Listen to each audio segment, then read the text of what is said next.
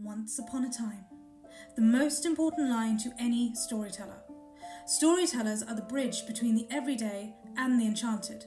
Record, remember, do not interfere, and always be sure to start with a once upon a time.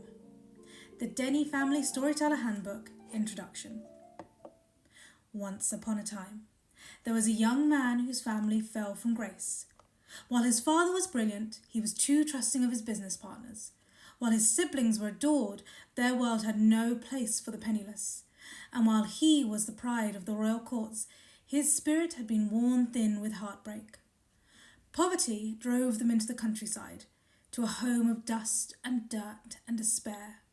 His siblings mourned, and their father waged war in the legal courts to regain what was rightfully theirs.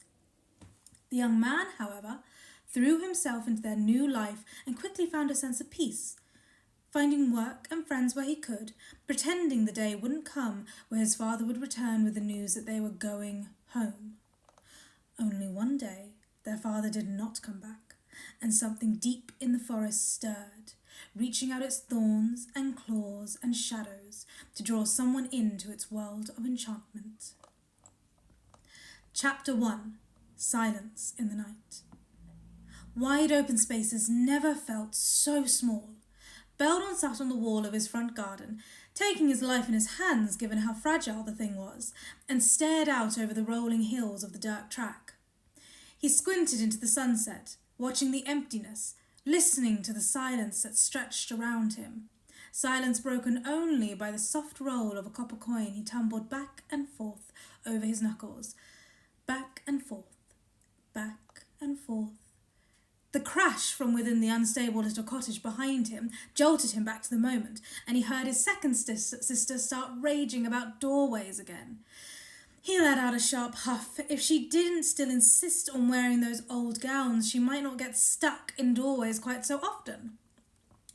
He flicked the coin into the air, catching it as he looked at the letter he held in his other hand.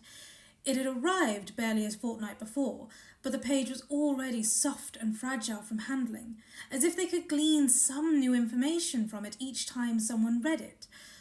But no. Even as he reread it now, it, surprise, surprise, said the same thing.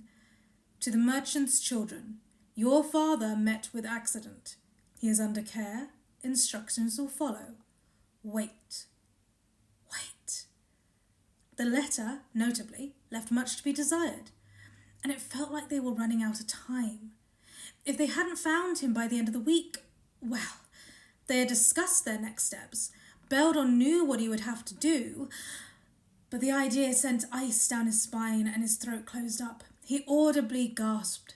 To try and breathe, he didn't want to. Not yet.